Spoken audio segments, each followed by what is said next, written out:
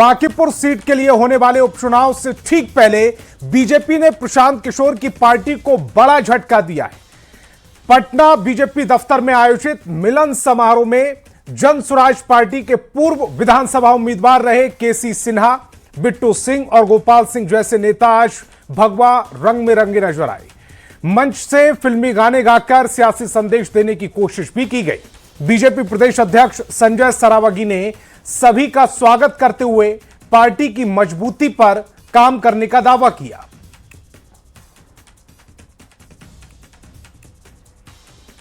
जीना यहाँ, मरना यहाँ, इसके सिवा अब कहीं जाना नहीं। फिल्म मेरा नाम जोकर का ये मशहूर गाना गाते और भगवा पट्टा पहने ये हैं बिट्टू सिंह, जो कुछ घंटे पहले तक प्रशांत किशोर की पार्टी जन स्वराज के नेता थे, पर अब बीजेपी में शामिल हो चुके हैं। उनके साथ ही प्रसिद्ध शिक्षाविद और गणित के शिक्षक केसी सिन्हा ने भी पीके का साथ छोड़ बीजेपी का दामन थाम लिया। बिट्टू सिंह विधानसभा चुनाव में पटना की दीघा सीट से जन स्वराज के उम्मीदवार थे, तो केसी सिन्हा कुम्हरार सीट से पीके की पार्टी से उम्मीदवार रह चुके हैं। पटना बीजेपी दफ्तर में आयोजित मिलन समारोह में पीके की टीम के खास रहे गोपाल सिंह ने भी जन स्वराज को बाय बाय कर बीजेपी की टीम में शामिल हो चुके हैं। ऐसे में उपचुनाव से ठीक पहले इसे पार्टी के लिए बड़े झटके के तौर पर देखा जा रहा है। भारतीय जनता पार्टी की सदस्यता ग्रहण की है। इन लोग के नेतृत्व में सैकड़ों लोगों ने भारतीय जनता पार्टी की सदस्यता ग्रहण की है। सभी लोगों का भारतीय जनता पार्टी परिवार में हार्दिक अभिनंदन। ये लगातार अब भारतीय जनता पार्टी में काम करेंगे और इससे भारतीय जनता पार्टी का संगठन और मजबूत होगा। वहीं बीजेपी नेता अजय आलोक ने भी बड़ा दावा किया है और कहा है इस बार बीजेपी बांकीपुर सीट से 60,000 वोटों से जीतेगी और ये जीत पार्टी के राष्ट्रीय अध्यक्ष नितिन नवीन को तोहफा होगा। देखिए, जहां तक रही भारतीय जनता पार्टी बांकीपुर का चुनाव हम जीत चुके हैं, लेकिन हमारे राष्ट्रीय अध्यक्ष जी 51,000 से जीते थे। हमारी ताकत है, कोशिश है कि हम कम से कम 60,000 से जीते। तो ये बांकीपुर की जनता द्वारा राष्ट्रीय अध्यक्ष जी को एक तोहफा होगा और मुझे पूरी उम्मीद है जनता तोहफा देगी। 30 जुलाई को बांकीपुर सीट पर उपचुनाव की वोटिंग होनी है। 3 अगस्त को नतीजे आएंगे, पर उससे पहले बीजेपी ने प्रशांत किशोर की टीम में बड़ी सेंधमारी कर मानसिक बढ़त बनाने की कोशिश की है। देखना होगा पीके का साथ छोड़ने वाले उनके सिपहसालार अब बीजेपी के लिए कितना मददगार बनते हैं। पटना से शैलेंद्र कुमार के साथ ब्यूरो रिपोर्ट, न्यूज़ 18। तो उच्च शिक्षा से बनेगा श्रेष्ठ बिहार। बिहार में आज उच्च शिक्षा के क्षेत्र में नई क्रांति की शुरुआत हो गई है। सीएम सम्राट चौधरी ने बिहार को 211 नए डिग्री कॉलेज का तोहफा दिया। 211 नए डिग्री कॉलेज का तोहफा उच्च शिक्षा के लिए बड़ा कदम माना जा रहा है। अब बिहार के गांव-गांव में उच्च शिक्षा की गूंज होगी। रिपोर्ट देखिए। बिहार में उच्च शिक्षा को नई उड़ान। उच्च शिक्षा से बनेगा श्रेष्ठ बिहार। 211 नए डिग्री कॉलेज का शुभारंभ।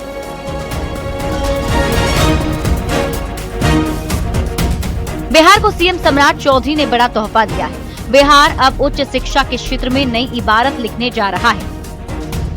उच्च शिक्षा के क्षेत्र में बिहार में नई क्रांति का आगाज हो गया है। सीएम सम्राट चौधरी ने बिहार में एक साथ 211 नए डिग्री कॉलेज का शुभारंभ कर दिया। उच्च शिक्षा के क्षेत्र में ये मील का पत्थर साबित होने वाला है। उद्घाटन के साथ ही सभी कॉलेजों में नियमित पढ़ाई शुरू हो गई। सीएम ने इस ऐतिहासिक मौके पर कहा कि सरकार का लक्ष्य उच्च शिक्षा को गांव-गांव तक पहुंचाना है। सीएम ने भागलपुर में आर्टिफिशियल इंटेलिजेंस और कंप्यूटर की उच्च शिक्षा के लिए एक अत्याधुनिक विश्वविद्यालय की स्थापना की घोषणा भी कर दी। सीएम सम्राट ने कहा कि नीतीश कुमार ने जो सपना देखा आज वो पूरा हो गया है। 211 डिग्री कॉलेज खोले जा रहे हैं। भागलपुर में विक्रमशिला यूनिवर्सिटी के लिए जमीन ट्रांसफर किए जा रहे हैं और भागलपुर में एक और विश्वविद्यालय बनेगा जो आर्टिफिशियल इंटेलिजेंस और कंप्यूटर साइंस का यूनिवर्सिटी इस भागलपुर की धरती पर बनाने का काम। बिहार में 211 नए डिग्री कॉलेज के शुभारंभ के मौके पर डिप्टी सीएम विजय चौधरी ने कहा कि शिक्षा का नया प्रकाश पूरे बिहार को नई दिशा देगा। 211 नए डिग्री कॉलेजों की शुरुआत उच्च शिक्षा के लिए बड़ा कदम है। 211 महाविद्यालयों की शुरुआत के कार्यक्रम का जिक्र आप सुन रहे हैं, तो आप सब लोग तो इस माने में भाग्यशाली हैं कि आज गोराडीह की इस धरती से जो शिक्षा का प्रकाश पुंज फैलेगा चारों तरफ, वो पूरे बिहार को आलोकित करेगा। सीएम सम्राट ने 211 नए डिग्री कॉलेजों का भव्य शुभारंभ कर इतिहास रच दिया। अब बिहार के गांव-गांव में उच्च शिक्षा की गूंज होगी। बिहार में अब लगभग सभी प्रखंडों में कॉलेज खोल दिए गए, जहां पहले एक भी कॉलेज नहीं था। अब बिहार के छात्रों को स्नातक करने के लिए कहीं दूर नहीं जाना पड़ेगा, अपने घर के पास ही वो पढ़ाई पूरी कर सकेंगे। न्यूज 18 के लिए भागलपुर से आनंद अमृतराज के साथ विकास कुमार सिंह की रिपोर्ट। और मुख्यमंत्री सम्राट चौधरी ने बिहार के 211 प्रखंडों में डिग्री कॉलेज की शुरुआत की है। डिग्री कॉलेज को लेकर छात्रों में खुशी की लहर है। बिहार के अलग अलग जिलों से छात्रा मुख्यमंत्री सम्राट चौधरी को धन्यवाद दे रहे हैं, उनका शुक्रिया अदा कर रहे हैं। मैं रीता कुमारी ग्राम कासिल की रहने वाली हूँ। यहाँ आसपास डिग्री कॉलेज न होने के वजह से हमारे गार्जियन हमें दूर पढ़ने जाने नहीं देते थे। यहाँ आसपास कोई कॉलेज नहीं था, बहुत दूर पड़ता था, जिसके वजह से खास करके लड़कियों को दूर नहीं भेजा जाता था। हमारे मुख्यमंत्री श्री सम्राट चौधरी ने यहाँ पे आसपास डिग्री कॉलेज करके लड़कियों को बहुत सुविधा दी है, जिससे कि समय की बचत हुई है और लड़कियों को हौसला दिया है। मेरा नाम ज्योति कुमारी है, मेरा ग्राम कासिल, मैं पास के ही रहने वाली हूँ। हमारे प्रखंड में डिग्री कॉलेज खुलने से हमें बहुत महत्वपूर्ण अवसर मिलेगा पढ़ने के लिए, आगे बढ़ने के लिए। अभिभावकों का विश्वास बढ़ेगा, इससे उनकी बेटियों को दूर नहीं जाना पड़ेगा। इससे उच्च शिक्षा प्राप्त करने के लिए लड़कियों की भागीदारी निश्चित बढ़ेगी। मैं सुरुचि कुमारी हूँ, मेरा गाँव बगल में ही पड़गड़ी, यहाँ पे मैं +2 की हूँ। बगल में ही पढ़ने से कॉलेज खुलने से बहुत सुविधा मिले हैं हम सबको। पापा पेरेंट्स सब भी आने जाने में सक्षम हैं। पैसा के लिए भी सोचना उतना नहीं पड़ता है कि ज़्यादा खर्चा में नहीं निकल पाए।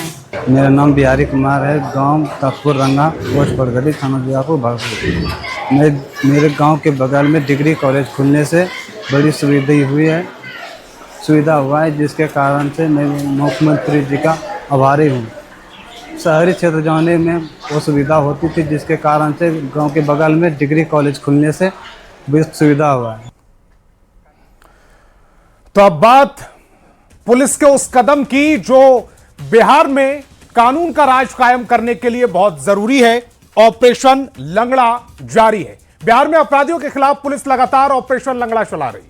सरकार की ओर से साफ संदेश है, अपराध छोड़ दो या बिहार छोड़ दो। आज भागलपुर में मुख्यमंत्री सम्राट चौधरी ने इसे फिर दोहराया कि अपराधियों की अब खैर नहीं है। इसी बीच खगड़िया में ऑपरेशन लंगड़ा के तहत पुलिस ने एक आरोपी के पैर में गोली मारकर उसे गिरफ्तार कर लिया है। बिहार में ऑपरेशन लंगड़ा जारी।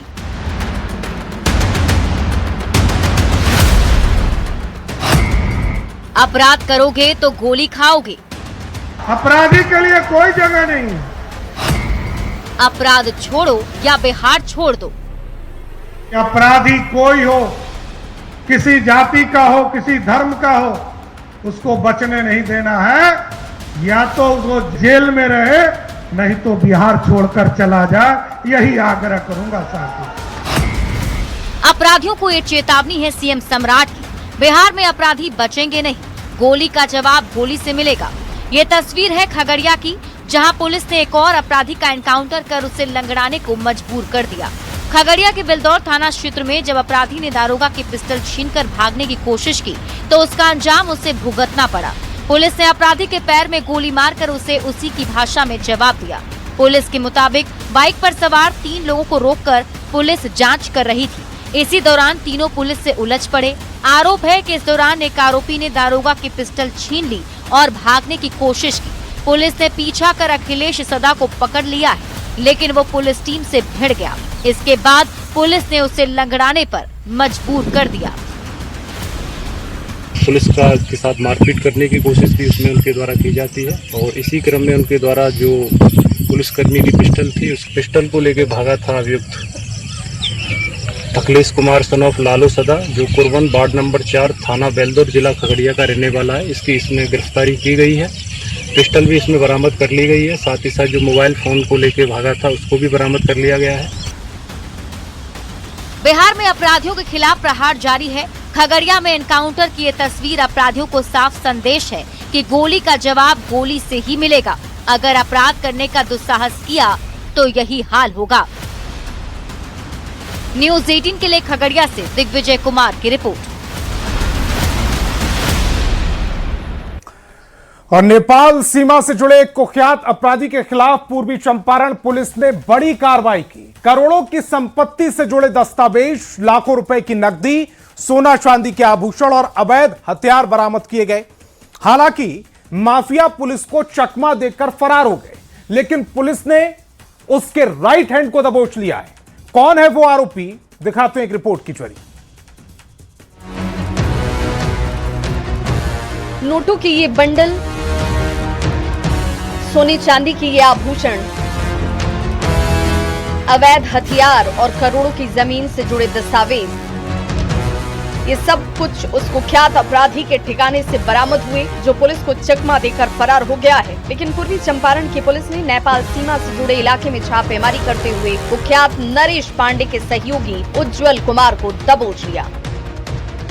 पुलिस रिकॉर्ड के मुताबिक छौड़ादानो थाना क्षेत्र के रहने वाले फरार माफिया नरेश पांडे पर हत्या के प्रयास, अपहरण, रंगदारी और आर्म्स एक्ट समेत 18 से अधिक आपराधिक मामले दर्ज हैं। वहीं गिरफ्तार आरोपी उज्जवल कुमार पर भी हत्या के प्रयास और रंगदारी सहित 3 केस दर्ज हैं। इस कार्रवाई में पुलिस ने तलाशी के दौरान 9mm का एक देसी कट्टा, 7 जिंदा कारतूस, 466 ग्राम सोने के गहने, 972 ग्राम चांदी, 16,71,500 रुपए भारतीय मुद्रा, 16,000 नेपाली रुपए, नोट गिनने की मशीन और शराब की बोतलें बरामद की हैं। इतना ही नहीं, करोड़ों रुपए की जमीन से जुड़े दस्तावेज, हस्ताक्षर युक्त सादे स्टैम्प पेपर और कई बैंक चेक भी पुलिस के हाथ लगे हैं। जांच एजेंसियां अब इस बात का पता लगाने में जुटी हैं कि इन दस्तावेजों का इस्तेमाल किन अवैध गतिविधियों में किया जाता था। ऐसे में सवाल ये कि नरेश पांडे के पास नेपाली करेंसी कहां से आई, घर में नेपाली करेंसी क्यों रखी गई थी, बरामद कैश कहां से आया,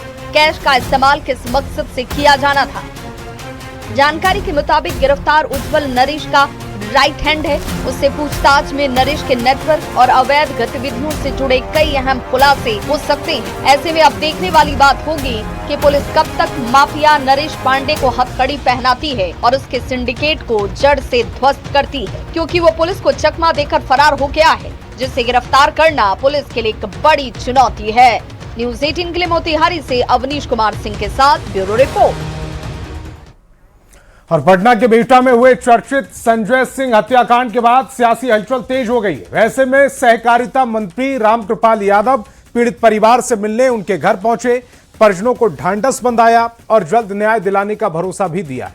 उन्होंने कहा कि मामले की जांच के लिए एसआईटी का गठन कर दिया गया है और पुलिस जल्द आरोपियों की गिरफ्तारी करेगी। वहीं बांकीपुर विधानसभा चुनाव को लेकर भी उन्होंने बीजेपी की बड़ी जीत का दावा किया। संजय हम लोगों का छोटा भाई की तरह था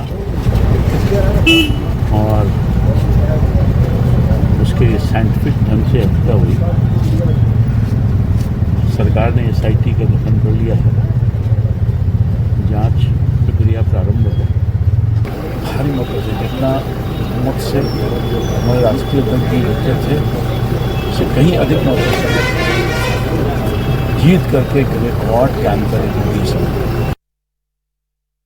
नेपाल में लगातार हो रही बारिश का असर अब बिहार में भी दिखाई देने लगा है। सीमावर्ती इलाकों से होकर गुजरने वाली गंडक, बूढ़ी गंडक, बागमती, कोसी और गंगा जैसी नदियों का जलस्तर तेजी से बढ़ रहा है। कई जिलों में बाढ़ जैसे हालात बनते जा रहे हैं, जबकि प्रशासन अलर्ट मोड पर है और इसीलिए हमको यहां लिखना पड़ रहा है, उफान पर नदियां, खतरे में जिंदगी। रिपोर्ट देखिए।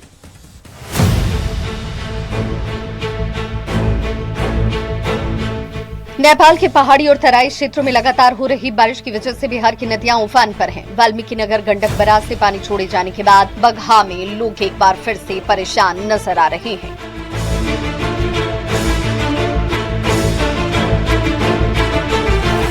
वही हाल कमोबेश बिहार के गोपालगंज जिले का भी नजर आया, जहां पर बाढ़ की आशंका से एक बार फिर से लोगों के अंदर डर का माहौल है। सीतामढ़ी, मोतिहारी और बक्सर में भी यही स्थिति नजर आती है। हालांकि प्रशासन अलर्ट मोड पर है और आम लोगों को सावधानी बरतने की अपील की जा रही है।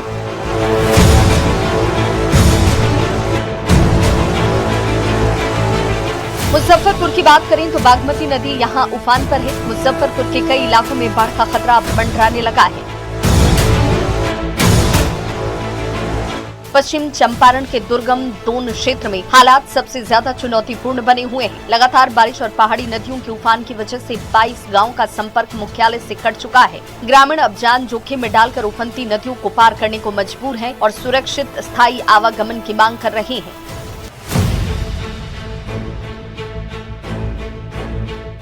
शिवहर में बागमती नदी का जलस्तर लगातार बढ़ रहा है। कई जगह नदी खतरे के निशान के ऊपर बह रही है। संभावित बाढ़ को देखते हुए जिला प्रशासन माइकिंग के जरिए लोगों को सतर्क रहने, तटबंधों से दूर रहने और बच्चों को नदी के किनारे नहीं जाने की अपील कर रहे हैं।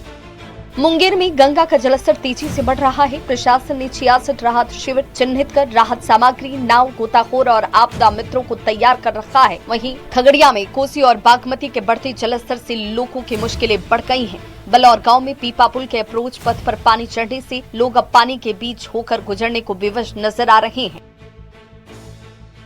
फिलहाल नेपाल में जारी बारिश और बिहार की नदियों के बढ़ते जलस्तर ने सीमावर्ती जिलों की चिंता बढ़ा दी है। प्रशासन तैयारियों का दावा कर रहा है, लेकिन अगर बारिश का सिलसिला यूं ही जारी रहा तो कई इलाकों में बाढ़ का खतरा और गहरा हो सकता है। Bureau report, news 18। और अब बात करते हैं भोजपुर के चर्चित भरत तिवारी कथित एनकाउंटर मामले की, जिसमें डिजिटल साक्ष्यों को लेकर नया विवाद सामने आया है। 17 जून को हुए एनकाउंटर से पहले किया गया भरत तिवारी का आखिरी फेसबुक लाइव अब उनके आधिकारिक फेसबुक पेज पर उपलब्ध नहीं है। यह वीडियो मामले का अहम डिजिटल साक्ष्य माना जा रहा था। वीडियो हटने के बाद सोशल मीडिया पर कई तरह की चर्चाएं शुरू हो गई। हालांकि यह साफ नहीं है कि वीडियो किस कारण से हटा और इसकी स्वतंत्र पुष्टि भी नहीं हुई है। इस बीच मामले की न्यायिक जांच जारी है और आयोग गवाहों के बयान दर्ज कर रहा है।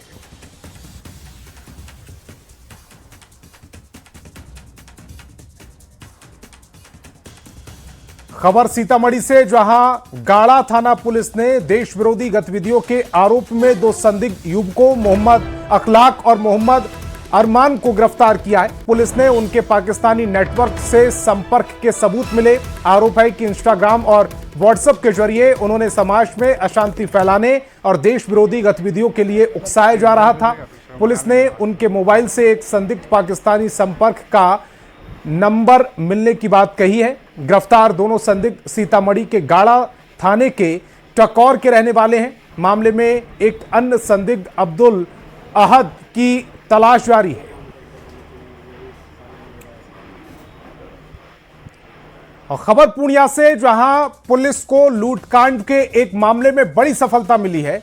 मरंगा थाना क्षेत्र के पॉलिटेक्निक चौक के पास हुई लूट की वारदात में पुलिस और एसटीएफ की संयुक्त टीम ने एक नाबालिग समेत 4 आरोपियों को गिरफ्तार किया। पुलिस का दावा है कि आरोपियों का आपराधिक इतिहास भी रहा है और अब उनके पुराने मामलों की भी जांच की जा रही है। लूट में इस्तेमाल किए गए नेटवर्क और अन्य वारदातों का भी खुलासा होने की उम्मीद है। जो लूटी गई टोटो थी और मोबाइल थी, ये पूर्व में बरामद की जा चुकी है और कल एसटीएफ की टीम, जिला पुलिस की मरंगा थाना की टीम और डीआईयू की टीम, इन लोग की संयुक्त कार्रवाई में जो जितने लोग इसमें संलिप्त थे उन सब के विरुद्ध विधि सम्मत कार्रवाई की गई है, जिसमें 3 लोगों की गिरफ्तारी हुई है एवं एक विधि विरुद्ध बालक को निरुद्ध किया गया है। इस घटना में जो प्रयोग जिस स्कूटी का किया गया था वो स्कूटी भी बरामद की गई है और उसको जब्त किया गया है और 4 जो व्यक्ति है उनके खिलाफ जो अग्रतर है वो कार्रवाई की जा रही है। खबर मधुबनी से, जहां मधवापुर पंचायत में क्रिकेट टूर्नामेंट का बाइक इनाम विवाद अब कानूनी मोड़ पर पहुंच गया है। SC/ST एक्ट के तहत दर्ज मामले में पंचायत के मुखिया, सरपंच और अन्य 2 लोगों ने कोर्ट में आत्मसमर्पण किया। SC/ST मामले में विशेष अदालत ने चारों की जमानत याचिका खारिज करते हुए उन्हें न्यायिक हिरासत में जेल भेज दिया। मामला साल 2024 के MPL क्रिकेट टूर्नामेंट से जुड़ा है। शिकायतकर्ता ने इनाम मांगने पर जाति सूचक गाली गलौच और मारपीट का आरोप लगाया था। मामले में एक अन्य आरोपी अभी भी फरार है। मोटरसाइकिल नहीं दिया और मोटरसाइकिल मांगने गया तो हमारा मारपीट किया। इसी तरह से मारपीट किया। हम मधवापुर थाना में केस दिए थे। केस और मुखिया यहाँ सरपंच था तो केस वो क्या लेगा। हम वो दोनों एक ही थाली में खा रहा था तो हमको वो केस नहीं उठाया, इसीलिए हम कोर्ट में गए। न्यायालय के द्वारा संज्ञान लिया गया और संज्ञान के बाद इन लोगों को नोटिस किया गया। नोटिस के बाद भी आगे की प्रक्रिया वारंट जारी किया गया और अभी लगभग NBW इसमें जारी हो चुका था। और ये जो मुदाला है जिसमें एक प्रभात रंजन गुप्ता को छोड़ कर दिया, बाकी 4 अभियुक्त राजेश कुमार शाह, अशोक मिश्र और बलराम झा और विकास चंद ठाकुर आज न्यायालय में वॉलंटरी सरेंडर किए। अब खबर पटना से, जहां इंदिरा गांधी हृदय रोग संस्थान ने एक बार फिर हाई रिस्क हार्ट सर्जरी सफलता उसमें पाई है। HOD डॉक्टर अशोक सिन्हा के नेतृत्व में 6 डॉक्टरों की टीम ने स्कोलियोसिस से पीड़ित मरीज का सफल वॉल्व रिप्लेसमेंट किया है। सुपौल के इस मरीज को पहले कई अस्पतालों में हाई रिस्क बताकर इलाज से मना कर दिया गया था। करीब 6 घंटे चली सर्जरी के बाद मरीज अब पूरी तरह स्वस्थ है। सफल ऑपरेशन के बाद मरीज और परिजनों ने डॉक्टर की सराहना की। इस पर ज्यादा जानकारी दे रहे संवाददाता रजनीश कुमार। सबसे बड़ा हृदय रोग संस्थान IGIC ने एक बार फिर से इतिहास रच दिया है। यानी एक मरीज को दुर्लभ सर्जरी करके अस्पताल ने सफलता हासिल की है तो मरीज को नई जिंदगी दी है। हमारे साथ मरीज भी हैं जिनकी उम्र 53 साल है और देख सकते हैं कि वॉल्व रिप्लेसमेंट करने के बाद मरीज अब स्वस्थ हैं और अब इनको डिस्चार्ज करने की तैयारी की जा रही है। तमाम वो डॉक्टर्स हैं जिन्होंने दुर्लभ सर्जरी को अंजाम दिया है। कैसे दुर्लभ है और मरीज की जान कैसे बची है, सीधी बातचीत करेंगे। अस्पताल के निदेशक भी हैं और तमाम HOD और डॉक्टर्स भी हैं। क्या लग रहा है, कितनी कठिन चुनौती थी सर्जरी में? मेरे यहाँ सर्जन की टीम बहुत अच्छी है और बहुत लोग मेहनत कर रहे हैं और बहुत अच्छा काम कर रहे हैं। और ये केस तो खैर डिफिकल्ट था ही और इसको सक्सेसफुल करके जी। इस मामले में रेयर है कि इनका चेस्ट डिफॉर्मिटी था, उस चीज को बोलते हैं स्कोलियोसिस। उसमें एनेस्थीसिया पॉइंट ऑफ व्यू से भी मरीज के जान जाने का खतरा होता है और चेस्ट केज खोलने के बाद उसमें भी क्या डिफॉर्मिटी है पहले से हम लोग नहीं, बाद में बहुत सारा प्रॉब्लम होता है। इसीलिए ऐसे मरीज को खतरा ज्यादा होता है ऑपरेशन के दरमियान और हम लोगों ने इसको सफलतापूर्वक किया। हम लोग इसके लिए बहुत खुश हैं। डॉक्टर कुमार आदित्य सर से मिले, उन्होंने बहुत बड़ा भरोसा दिया हमको। उनके मुखवाणी में जो मधुरता सरलता है। कुमार आदित्य उन्होंने एक्सेप्ट कर लिया और कहा कि आपकी बीमारी हम ठीक कर देंगे। हाँ, बोला ऑपरेशन के लिए आप घबराइए ना, हम कर सकते हैं, कर लेंगे एनी फी। अब आपको कैसा महसूस हो रहा है? बहुत गुड फीलिंग महसूस हो रहा है। वो है डॉक्टर आदित्य हमारे साथ हैं जिन्होंने एक्सेप्ट किया था। क्या लग रहा है कि जब ये आपसे मिले उसके बाद आपने बीमारी भी देखी होगी, क्या है? जी, इनका भी जो स्केलेटल डिफॉर्मिटी स्कोलियोसिस इसको सर ने बोला, तो ये नॉर्मल पेशेंट से अलग है और ये काफी कर्व्ड इनका वर्टिब्रल कॉलम है, तो उसमें के कारण से ऑपरेशन में एक्सपोजर का बहुत दिक्कत है। वॉल्व रिप्लेसमेंट सर्जरी भी बहुत हाई रिस्क है, इसलिए कई जगहों पे इनको मना कर दिया गया इतना हाई रिस्क होने के कारण। इसमें एनेस्थीसिया का भी बहुत इम्पोर्टेंट योगदान है जो हमारे एनेस्थेटिस्ट इन्होंने काफी। कितने देर की सर्जरी थी ये टोटल हम लोग जो भी ओपन हार्ट सर्जरी होती है वो 4 से 5 घंटे की होती है, तो इसमें थोड़ा सा हम लोगों को ज्यादा टाइम लगा क्योंकि एक्सपोजर की इश्यू थी, तो आधा घंटा हम लोग को एक्स्ट्रा लगा। कैमरामैन संत के साथ रजनीश कुमार, न्यूज 18 पटना।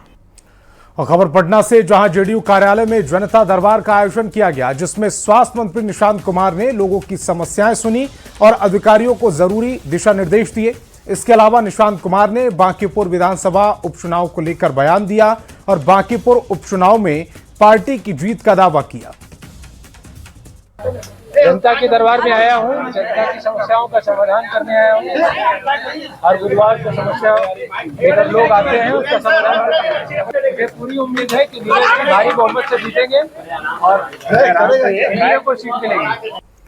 बिहार को देश के प्रमुख पर्यटन केंद्रों के रूप में स्थापित करने की दिशा में सरकार तेजी से कदम बढ़ा रही है। पर्यटन विभाग की प्रेस वार्ता में मंत्री ने बताया कि साल 2026 में अब तक 3 करोड़ 42 लाख की अधिक पर्यटक बिहार आ चुके हैं। प्रगति यात्रा के तहत पर्यटन विकास की 36 योजनाओं के लिए 2710 करोड़ रुपए मंजूर किए गए हैं।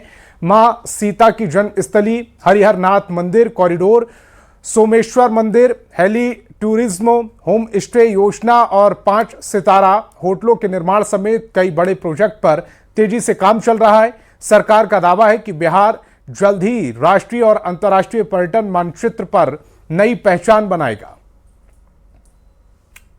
इन मंदिरों को देख करके उसको सुंदर बनाने में लगे हैं। एक और बात करते हुए मुझे हर्ष हो रहा है कि हम लोग पर्यटन विभाग मुजफ्फरपुर में बाबा गरीबनाथ कॉरिडोर को भी हम लोग बनाने जा रहे हैं। उस पर हम लोग काम कर रहे हैं। चूँकि जगह की थोड़ी कमी है, वहाँ उम्मीद है कि आने वाला 1 महीना के अंदर में हम लोग उस पर भी कार्य आरंभ करेंगे। और इस अवसर पर हम सब मिलकर बिहार को एक राष्ट्रीय और अंतर्राष्ट्रीय पर्यटन गंतव्य के रूप में स्थापित करेंगे। जो श्रावणी मेला का आयोजन हो रहा है, गत वर्षों की तुलना में कई नई चीज़ें हमने उसमें डाली हैं। जैसे पहली बार ड्रोन शो का आयोजन ओपनिंग डे में किया जाएगा। लेज़र शो का आयोजन लगभग प्रत्येक सोमवार को जो भी हमारे टेंट सिटी हैं उसके आसपास में किया जाएगा। उसके अलावा वाटर फाउंटेन, जो म्यूजिकल वाटर फाउंटेन होता है लाइट वाला, वो हम लोग सुल्तानगंज में ऑर्गेनाइज कर रहे हैं। पटना से बड़ी खबर मिल रही है। सम्राट कैबिनेट की बैठक में 30 एजेंडों पर मोहर लगी है। बिहार खनिज नियमावली 2026 को मंजूरी मिल गई। 2 पहिया वाहनों पर टैक्स में 1% बढ़ोतरी हुई। हाजीपुर, सीतामढ़ी और समस्तीपुर सीवरेज परियोजना को मंजूरी मिली। पुनौरा धाम मंदिर न्यास को 50 एकड़ भूमि निःशुल्क दी जाएगी। ग्राम पंचायतों को कर निर्धारण के नियम दिए गए हैं। और भागलपुर एयरपोर्ट का नाम अजगैबीनाथ धाम ग्रीनफील्ड एयरपोर्ट होगा। भागलपुर और मुंगेर एयरपोर्ट के लिए भूमि अधिग्रहण को मंजूरी मिली है। मुंडेश्वरी मंदिर धर्मशाला संचालन को न्यास समिति अधिकृत करेगी। जेलों में तैनात भूतपूर्व सैनिकों के मानदेय में बढ़ोतरी की जा रही है। पंचायत क्षेत्र के परिसीमन का निर्णय लिया गया। एसटीएफ के सेवानिवृत्त एएसपी रमाकांत प्रसाद को 1 वर्ष का सेवा विस्तार भी दिया गया है। इसमें राज्य की काराओं में अनुबंध पर नियोजित पूर्व सैनिक जो कक्षपाल के रूप में नियोजित थे, उनका मासिक मानदेय 19,800 से बढ़ाकर 30,000 रुपये करने की स्वीकृति दी गई। ऐसा सैप जवानों के साथ साम्यता रखते हुए एक्स आर्मी मैन वो भी हैं। परिवहन विभाग का अगला एजेंडा था, जिसमें बिहार मोटर वाहन करारोपण अधिनियम 1994 से उपाबद्ध अनुसूचियों में 2 पहिया एवं तिपहिया वाहनों पर निर्धारित मोटर वाहन कर की वर्तमान दर एवं व्यापारी या निर्माता से संबंधित वर्तमान व्यापार कर की दर में संशोधन की स्वीकृति दी गई। और मुंगेर के 4 नए डिग्री कॉलेजों में भी पढ़ाई शुरू हो गई है। मुख्यमंत्री के गृह विधानसभा क्षेत्र टेटिया वंबर में उनकी धर्मपत्नी ममता कुमारी ने 2 डिग्री कॉलेज का उद्घाटन किया। कार्यक्रम के बाद उन्होंने क्षेत्र का दौरा कर लोगों की समस्याएं सुनी और समाधान का भरोसा दिया। नए कॉलेज खुलने से क्षेत्र के छात्रों को उच्च शिक्षा के लिए अब दूर नहीं जाना पड़ेगा।